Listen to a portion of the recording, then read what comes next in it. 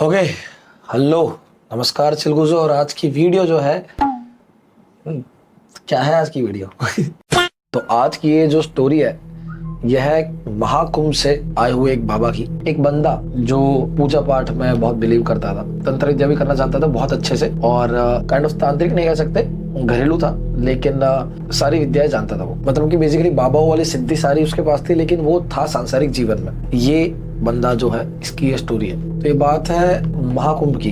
तो जो कुंभ होता है, अर्ध कुंभ होता है, 6 साल में एक बार आता है। कुंभ मेला होता है जो 12 साल में होता है, और महाकुंभ जो है वो 144 ईयर्स में आता है, जो इस बार आया है। तो ये बात है पिछले महाकुंभ की, मतलब समझ रहे हो, आज से 144 ईयर्स पहले की ये बात है। ये जो बंदा था इसका नाम था मोहनलाल, और ये महाकुंभ के लिए गया था। जो भी होता है कुंभ के मेले में सेवा करने के लिए, और जो भी उसकी विद्याएं थी उसको और ज्यादा बढ़ाने के लिए कह लो। और क्योंकि इतना ज्यादा रिलीजियस था, वो इन चीजों में मानता था, तो पूरे टाइम कुंभ में वो वहीं पे था। ठीक है, काफी दिनों के लिए वहीं पे रुक गया था, फैमिली से डिटैच होकर कुछ टाइम के लिए। बाद में मुझसे बोला नहीं जा रहा सही से, क्योंकि दर्द है, होठ में छाले वाले हो गए, किसी रीजन से मेरे लग गई थी बॉल। मुश्किल से बोल पा रहा हूँ, तो कुछ वर्ड्स अगर सही से ना बोल पाऊँ तो एडजस्ट। चलो अभी जल्दी जल्दी सिंपैथी दे दो कमेंट्स में, फैंस के सामने सिंप करता रहता हूँ। खैर, तो मोहनलाल गए महाकुंभ में। गए थे, चलते चलते गए थे, पैदल पैदल। और उनका प्रॉपर वही हिसाब था जो ब्राह्मणों का होता है, मतलब ब्राह्मण थे उच्च कोटि के, तो उनका वही हिसाब था कि जाना है पैदल पैदल। पूरी जितनी भी जर्नी थी पूरी पैदल पैदल करनी है कंप्लीट।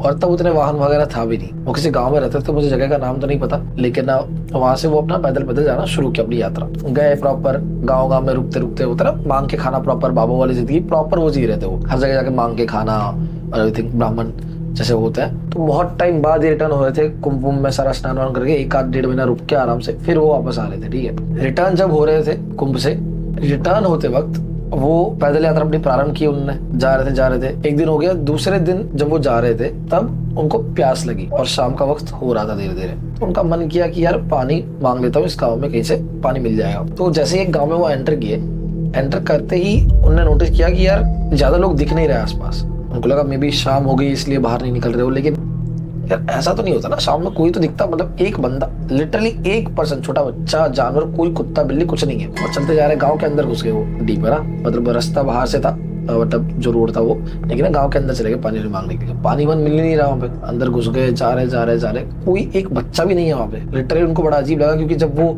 आए थे उस रास्ते से, तब उनने क्लियरली, उनको याद है कि इस रास्ते से जब आए थे तो बहुत सारे लोग थे, यहाँ से कुंभ के लिए जा भी रहे थे कई सारे लोग, और लोग थे वहाँ पे। लेकिन अब वहाँ पे कोई नहीं है।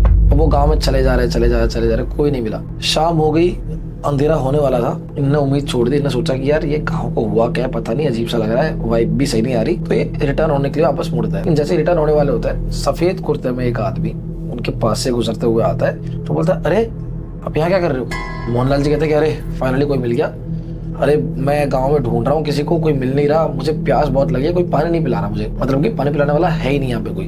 तो ये जो बंदा होता है उसका नाम होता है दीपक। तो दीपक कहता है मोहनलाल जी को कि अरे ऐसी बात है क्या, तो एक काम करो, मेरा घर पास में ही है, यहाँ पे इसी गाँव में, मैं आपको पानी पिला देता हूँ, घर पे चल लो। तो मोहनलाल जी खुश हो जाता है कि अरे फाइनली कोई मिल गया, 1 घंटा घूमने के बाद मैं तो पानी पीने चल जाता हूँ। तो मोहनलाल जी थैंक यू बोलते हैं कि धन्यवाद, शुक्रिया आपका, मुझे पानी पिलाने के लिए अपने घर पे ले जा रहे हो। उन्होंने कहा कि कोई बात नहीं, चल लो। तो ये जा रहे होते हैं, चलते जाते बात करते करते, नॉर्मली बात कर रहे होते हैं गाँव की ये हो। तो मोहनलाल जी दीपक से पूछता है कि यार मैं जब जा रहा था ना यहाँ से, 1-1.5 महीने पहले की बात है, तब मैंने देखा था कि यार यहाँ पे बहुत चहल पहल थी, लोग भी थे ठीक ठाक, कुंभ के मेले के जाने के लिए तैयार भी हो रहे थे। पर ये अभी मैं देख रहा हूँ, मैं मिस्टेक तो नहीं कर सकता जितना मुझे पता है, लेकिन फिर भी मैं जहाँ तक पता है मुझे यही गाँव है, और अभी मैं देख रहा हूँ यहाँ पे कोई है नहीं, एकदम सुनसान सा गाँव है, और आप अकेले यहाँ पे कैसे? दीपक थोड़ा हिचकिचाता है और कहता है कि अरे ये गांव श्रापित है, इसमें किसी का श्राप लगा है, और इस चक्कर में डर के मारे आधे भाग गए, कुछ मर गए। अब मेरे को इन चीजों से फर्क नहीं पड़ता, तो मैं तो अकेला रह रहा हूँ बढ़िया अपनी जिंदगी, मेरा घर में क्यों छोड़ के जाऊँ, तो मैं तो बढ़िया रह रहा हूँ, देखो मुझे कुछ नहीं हुआ। फालतू में डरते रहते लोग। तो मोहनलाल जी भी थोड़ा वियर्ड लगता है, सारा पूरा गाँव ही खाली हो गया,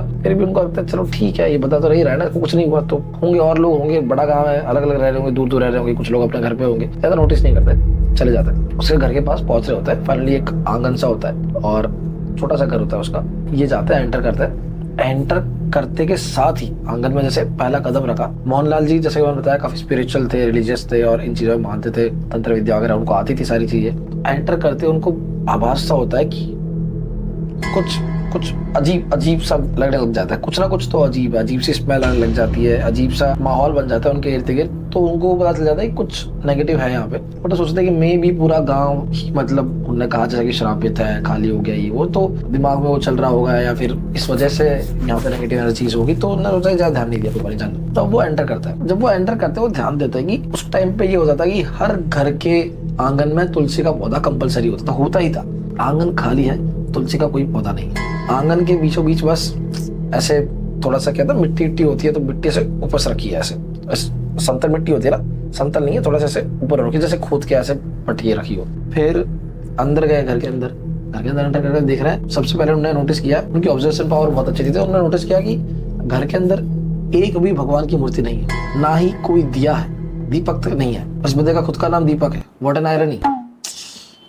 नो प्लीज शिवम प्लीज, नहीं होते जोक्स अभी। तो लाइट्स का कोई सोर्स नहीं है, अंधेरे में ही रहना है यहाँ पे, चांदनी का प्रकाश आ जाए तो आ जाए, और ना कोई भगवान की मूर्ति है, ना तुलसी का पौधा। तो इनको नेगेटिव, बहुत ज्यादा नेगेटिव वाइब आने लग गई, बहुत ही ज्यादा। साथ ही साथ दीपक के घर पे एक वियर्ड चीज ये होती है कि वहाँ पे अजीब सी स्मेल आ रखी होती है। मतलब हर कोने में, घर के हर कोने में, चाहे बाहर का हॉल हो, कोई और रूम हो, मंदिर तो था ही नहीं, मंदिर जैसी भगवान की मूर्ति नहीं थी, पर हर जगह पे सेम स्मेल थी। वो बहुत वियर्ड स्मेल थी, और ऐसी स्मेल इससे पहले कभी भी मोहनलाल जी ने स्मेल नहीं की थी। और साफ पता चल रहा था कि ये बहुत नेगेटिव से स्मेल है। मतलब एक होता है ना वाइब नहीं आ रही थी, बहुत ही नेगेटिव वाइब आ रही थी इस स्मेल में से, जैसे कोई सड़ी सी स्मेल टाइप्स की। इवन जो खिड़कियां होती है जो बंद करने वाली होती है, वहां पे उन्होंने परमानेंट ऐसे पत्थर लगा के ऐसे सील पैक ही कर दिया कि कोई उजाला अंदर ना आए। बड़ा वियर्ड लगता है मोहनलाल जी को, लेकिन वो ज्यादा पूछते नहीं क्योंकि किसी का घर है, क्या ही पूछे। तो वो कहते ठीक है पानी दे दो, तो दीपक अंदर से पानी लाता है, पिला देता है। अब थोड़ी देर बैठते हैं, बातचीत करते हैं। मोहनलाल जी कहते ठीक है मैं चलता हूँ, अब रात होने वाली है,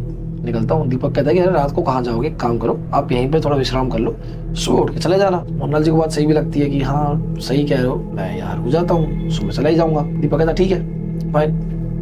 दीपक उनको खाना बनाने के लिए एक्चुअली सामान देता है सारा, क्योंकि पहले के टाइम पे ऐसा होता था कि खाना तुम जो ये जितने भी महात्मा बाबा होते थे, यात्रा करते थे, उनको खाना जो मांग के खाते थे पहली बात तो, और जो भी खाना उनको मिलता था वो ऐसा नहीं खाना बना के कोई नहीं देता था घर से, वो हमेशा उनको सामान देते थे और ये लोग अपना खाना बना के खुद खाते थे। तो जैसा कि मैंने बताया ये ब्राह्मण थे, खाना इनको दे दिया गया, इनने बनाया, अपना खा लिया, सब कुछ हो गया, रात हो गई। दीपक ने मोहनलाल जी से कहा कि आप ये कमरे में सो जाओ आराम से, कोई दिक्कत नहीं है, सुबह उठ के चले जाना। बोलते ठीक है। मोहनलाल जी और कमरा देखे बेड पे जा रहे थे, उन्होंने सोचा कि यार एक बार घर देख लेता हूँ क्या है कैसा है। उनको एक चीज और वियर्ड लगी थी बाय द वे, कि दीपक घर में अकेला रहता था। इतने बड़े घर में, पूरे घर में बैकयार्ड है, सामने आंगन है, सब कुछ, लेकिन दीपक अकेला रहता था पूरे घर में। माँ बाप कौन क्या कहाँ पे कुछ नहीं बताया।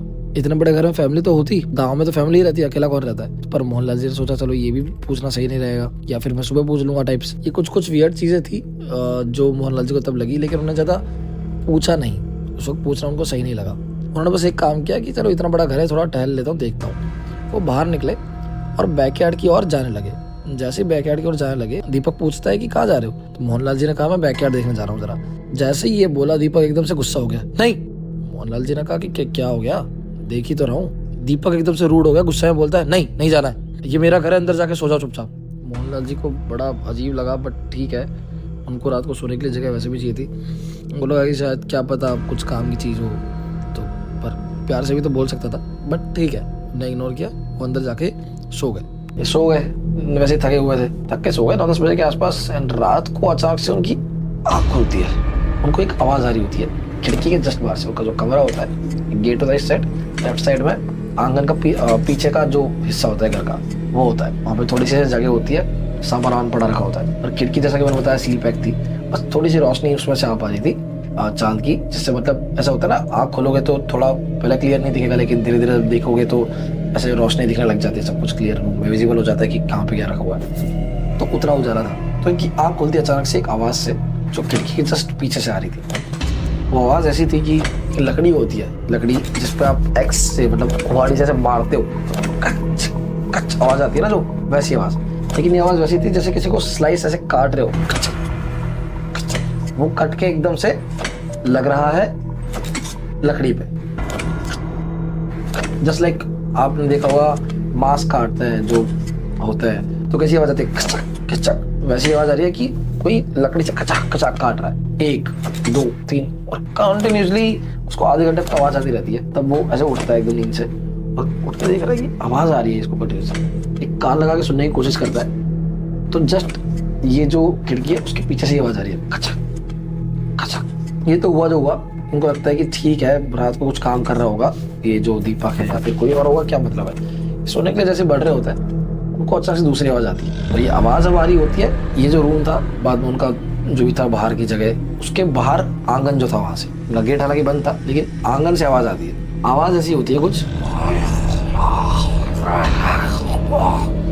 ग्राउल करने की, कि कोई जंगली जानवर नहीं होता जो ग्राउल कर रहा है कि बस खा जाएगा अभी, लेकिन पॉइंट इज कि आवाज का तरीका वैसा था कि जानवर है, लेकिन वो लग ऐसा रहा था कि वो ये इंसान कर रहा है। बड़ा वियर्ड लगता है, बहुत अजीब लगता है। लेकिन अभी रात को मोहनलाल जी सोचता है कि मैं किसी और के घर पे हूँ, बाहर जाना सही रहेगा या नहीं। हालांकि उनको तंत्र विद्या आती थी, लेकिन ये सोचते हैं कि नहीं मैं अपना गात्र बंधन कर लेता हूँ। गात्र बंधन मतलब ये होता है कि अपने आप को प्रोटेक्ट कर लेता हूँ, बेसिकली एक लेयर अपने अगल बगल बना लेता है जिससे वो प्रोटेक्ट हो जाता है, ताकि एटलीस्ट उनको कुछ ना हानि ना हो। ठीक है, तो वो अपना मंत्र वंत्र पढ़ के गात्र वंत्र करके सो जाते हैं वहीं पे, कुछ ध्यान नहीं देते। उनको नेगेटिव एनर्जी ऑलरेडी फील हो रही थी, लेकिन वो सो जाता है। एंड यहाँ पे इनको क्लियर थोड़ा बहुत हो रहा था कि कुछ तो दिक्कत है। सीधा सुबह उठते हैं। सुबह उठते ही जैसे पहले उनकी आंख खुलती है, देखते हैं कि सूरज उग गया, दरवाजा फट से खोलता है, तुरंत बाहर जाता है। बाहर जाते ही जैसे देखता है गेट खुला हुआ होता है और बाहर आंगन में सामने दीपक जो है, मैंने आपको बताया था कि वो टेकरा सा था, एक आंगन में ऐसा बन रखा था जहाँ मिट्टी मिट्टी खुदी हुई थी, वहीं पे वो खोद काम कर रहा होता है। शाल से खोद काम करके ऐसे मिट्टी मिट्टी डाल रहा होता है। फिर जाते एकदम से पूछते हैं कि यार सुबह सुबह आप ये क्या काम कर रहे हो। दीपक कहता है, एकदम से उसका बिहेवियर ना रूड सा लगता है। दीपक एकदम से रूड होकर कहता है कि आपको क्या मतलब है, आप जाओ, आपका हो गया ना, अभी आप सो लिया, आप जाओ। तो मोहनलाल जी को बड़ा अजीब लगता है, कल तक तो ये इतना वेलकमिंग था, आज अचानक से इसको क्या हो गया। तो ये कहता है कि यार ठीक है चला जाऊंगा, मैं थोड़ा स्नान वगैरह कर लेता हूँ, उसके बाद मैं नाश्ता वगैरह करके चला जाऊंगा। दीपक कहता है कि नहीं अभी जाओ, अभी निकलो मेरे घर से। मोहनलाल को बड़ा अजीब लगता है कि यार ये क्या इंसान है, अजीब ही मेंटल साइको। बट अब इज्जत पे बात आ गई थी तो वो निकल जाता है, तुरंत अपना झोला लेके, जो झोला था निकल जाता है, झोला वोला लेके निकल जाता है। और ज्यादा पूछते नहीं कि कल रात को क्या आवाज आई थी, क्या था, पीछे जाकर चेक भी नहीं करते क्या था। उनको लगता है मारे तो मारे, मेरे को क्या है, मैं तो पूछने आया था, जवाब भी नहीं दिया। ये निकल गए। अभी निकलते हुए जा रहे हैं वापस, अपना पूरा गाँव से जा रहे हैं क्रॉस होके, लेकिन गाँव से भी निकल रहे हैं। अब ये नोटिस कर रहे हैं कि गाँव में चलते चलते देख रहे हैं कि हर जगह कंकाल पड़े हुए हैं, हर जगह पे लिटरली गाय के, भैंस के, बछड़ों के, हर जानवर के कंकाल पड़े, कुत्तों बिल्ली सबके कंकाल पड़े हुए, आधे आधे मांस लटक रखे हैं, कंकाल के चिपके हुए, सड़ गए हैं और सबके कंकाल पड़े हुए हैं जैसे बहुत टाइम से ऐसे पड़े हुए हैं बस। और इनकी पूरी हड्डी खाल गल गई है, कौवे खा गए हैं इनके मांस को और सिर्फ कंकाल पड़े हुए हैं। इनके घर से लेके गाँव की जो मेन रोड है जहाँ से वापस रास्ता जाता है उनका जाने का, वहां तक 100 कंकाल देख लिए इन्होंने। पर अजब बात ये थी कि कल जब वो आए थे तब एक भी कंकाल उनकी नजर में नहीं पड़ा था। वे भी ये सोचते हैं कि रात का अंधेरा था, शाम होने वाली थी और मेरा ध्यान भी पूरा पानी पीने की ओर था, तो इस तरह से ना देखा हो, लेकिन एक तो दिखता। बड़ा अजीब लगता है, लेकिन इग्नोर करते हैं, सोचते हैं कि चलो मेरे को जाना ही है, छोड़ो कुछ भी अजीब होगा, मेरे को इन चक्करों में नहीं पड़ना। ये जाते रहते देखा सारे कंकाल वंकाल सब क्रॉस करके पहुंच जाते आगे। अब ये रास्ते से जा रहे हैं तो एक और चीज आपको बताना भूल गया, इन्हें नोटिस किया कि जैसे ही वो घर को क्रॉस किए थे, उनका घर जो था जिसके घर पे रुका दीपक के घर के बाहर निकलते ही अगले सेकंड उनको वापस गर्मी लगना स्टार्ट हो गई। उसके पर्टिकुलर उसके घर के अंदर ही इतनी ज्यादा ठंड थी, बाकी सब जगह गर्मी ही लग रही है उनको पूरे रास्ते में। तो खैर वो गर्मी में जा रहे हैं, अपना चलते चलते पैदल जा रहे हैं, विश्राम कर रहे हैं बीच बीच में, पेड़ के नीचे रुक के जा रहे हैं। दोपहर का टाइम है, क्रॉस करके निकलते हैं गाँव के बाद दूसरा गाँव, तीसरा गाँव, चौथा गाँव, फिर फाइनली एक जंगल आता है। जंगल क्रॉस करना होता है उनको, जो बहुत बड़ा जंगल होता है। अभी जंगल से पैदल अकेले जा रहे होते हैं, लेकिन जंगल में एंटर करते ही अगेन उनको ऐसा फील होता है जैसे ही जंगल में उन्होंने एंटर किया है वातावरण पूरा बदल चुका है, वापस ठंड का एहसास हो रहा है इनको धीरे धीरे, और वही वाइब आने लग गई है जो उनको वहां पे आ रही थी। पर इनको फील हो गया कि कुछ है, ये नहीं पता क्या अच्छा बुरा, बस फील हो गया कि कुछ अजीब है, इनह्यूमन है। तो वो जा रहे हैं पैदल जा रहे थे, तभी अचानक से जंगल में 10-15 मिनट चलने के बाद उनको अचानक से आवाज आती है पीछे की ओर से, कहीं से दूर पेड़ के पास से, चाले। मोहनलाल जी अपना कदम वहीं रोक देते हैं, फिर क्या अगल बगल देखते हैं कोई प्रैंक कर रहा है, कोई छेड़ रहा है, तब वियर्ड लगता है। फिर वो आवाज रुक जाती है, 2 कदम और चलते हैं, अचानक से वापस आवाज आती है, अरे आगे मत जा, बचा ले। इनको क्लियर आवाज आई है इस बार, और ये भी पता चल गया इनको कि ये इनकी तरफ इंडिकेट कर रहा है, तो जो भी आवाज उनको ही पुकार रही है। उनको लगता है शायद कोई छलावा है, जो भी है, ये बस भगवान का नाम लेके सीधे सीधे जा रहा है। अब आवाज बढ़ती जा रही है, इतनी वीक आवाज है, बस किसी हेल्प के लिए बुला रही है, जैसे मर जाऊंगी, मैं मर जाऊंगी, मुझे बचा ले। एकदम रुक जाता है। अब इनकी दया भावना जग जाती है, क्योंकि बताया ना इनमें है तो संत ही इंसान, मतलब तो सोचते हैं कि देख अभी तो ठीक है, अगर ये कोई बुरी आत्मा हुई या कोई बुरी चीज हुई तो मुझे मार देगी, लेकिन अगर कोई सच में हेल्प मांग रहा है और उन्होंने हेल्प नहीं की तो मैं अपने धर्म को नहीं निभा रहा। ये वापस उस आवाज की ओर बढ़ते हैं। जैसे जैसे उस आवाज की ओर बढ़ रहा है, आवाज बढ़ती जा रही है, आजा बचा ले मुझे, मर जाऊंगी, कोई पानी दे दो, पानी दे दो, पानी। ये मांग रही है पानी, मारी। ये पास जा रहा है, जा रहा है, चले जा रहा है, आवाज की ओर बढ़ रहा है। शाम के 5-6 बज चुके हैं और जैसे ही आवाज की ओर बढ़ता है, वहां जाता है तो देखते हैं कि एक बहुत बड़ा बरगद का पेड़ है उनके सामने।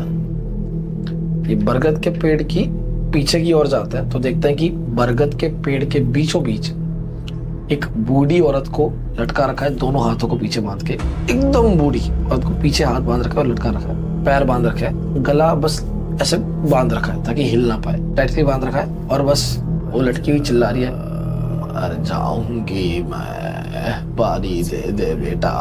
और मोहनलाल जी जैसे ही इस बूढ़ी अम्मा की बात सुनता है, देखते हैं उनको, तुरंत एकदम से पेड़ पर चढ़ते हैं और एकदम से रस्सी खोलने लग जाते हैं। रस्सी खोलते हैं दोनों साइड से और संभालते हैं बूढ़ी अम्मा को और धीरे से करके बिठाता है, क्योंकि बिल्कुल हालत नहीं होती खड़े भी रहने की। बूढ़ी अम्मा बस बोल रही है पानी दे दे पानी। ये पानी निकाल के उनको पानी पिलाते हैं, पानी पिलाते कुछ करके शांत होते हैं, उनको शांत करते हैं कि क्या हो गया, क्या हो गया अम्मा, क्या हो गया, किसने खराब किया ये हाल और किसने लटकाया आपको यहाँ पे, अब यहाँ पहुंचे कैसे।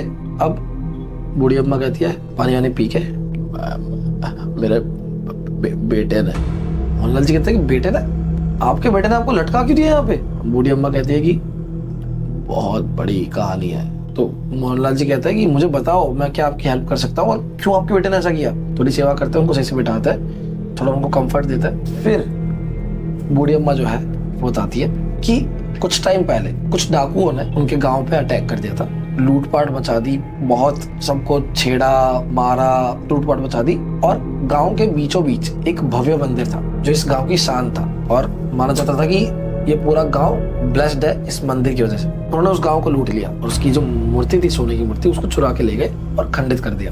बस उसके बाद से इस गांव में श्राप चालू हो गया। महाकुंभ ये जो शुरू हुआ, कुंभ के शुरू होते ही धीरे धीरे इस गांव में बीमारियां आना स्टार्ट हो गई और इस पिछले 1-1.5 महीने के अंदर ही पूरा गांव साफ हो चुका है, सब मर चुके हैं। और इतनी बड़ी महामारी आई है, बीमारी किसी को पता भी नहीं है कौन सी बीमारी है, सिर्फ इनके गाँव में थी और सब इतने ही दिनों में खत्म हो गए, मर गए। और बाकी थोड़े बहुत जो लोग बचे थे वो बाहर के शिफ्ट हो गए, उस गांव में रहे नहीं। तो इसी बीमारियों के बीच हर परिवार में से कोई ना कोई मर रहा था। तभी इस बुढ़िया का एक जो बेटा था, इकलौता बेटा था, उसका कोई बाप नहीं था। ये बुढ़िया और उसका बेटा एक घर में रहते थे और उस बेटे की शादी हुई थी, लव मैरिज थी, उसको पसंद आ गई थी एक लड़की, तो शादी वादी कर ली थी। और वो अपनी पत्नी से बहुत प्यार करता था, बहुत ज्यादा प्यार, इतना प्यार करता था कि बस कुछ भी कर देगा उसके लिए। तो क्या हुआ कि इसकी बीवी को बीमारी लग गई और ये इसकी बीवी जो है वो बिल्कुल बेड पे आ गई कि बस मरने ही वाली है, क्योंकि यही हालत होती थी जिसको भी वो बीमारी होती थी उसकी, कि धीरे धीरे वो बेड रेस्ट पे आएगा और उसके बाद में 2-4 दिन में निपट जाएगा। तो वही प्रोसेस से उसकी बीवी गुजर रही है, धीरे धीरे बेड पे आ रही है, पता चल चुका है उसको उल्टियां हो रही है खून की, मरने वाली है। पर अपनी बीवी को वो इतना ज्यादा प्यार करता था कि वो उसको अपनी आंखों के सामने मरने नहीं देना चाहता था। पर करे क्या, इसने सब जगह इलाज के लिए हाथ पैर मार लिया, गाँव के बाहर जा रहा है, रात रात भटक रहा है, सबके हेल्प मांग रहा है, बट सब खुद डरे हुए हैं, क्या हेल्प करे हेल्प। और बाहर कहीं जाएगा दूर, तब तक तो उसकी बीवी निपट ही जाएगी, तब तो वाहन थे नहीं उतने ज्यादा। तो करे क्या, बहुत सोचा, कुछ नहीं हुआ, किसी ने हेल्प भी नहीं की। तो जब कोई रास्ता नहीं बचा तब वो गांव के पास ही एक तांत्रिक के पास गया और तांत्रिक जो काला जादू वगैरह करता है उसको जाके पूछा कि देखो मेरी बीवी मरने पे है, मुझे कुछ भी करके इसका इलाज बता दो कि वो बच जाए, मैं कुछ भी करने को तैयार हूँ, बस मुझे प्लीज मेरी हेल्प कर दो। अब तांत्रिक ने बताया कि भाई हो तो जाएगा, लेकिन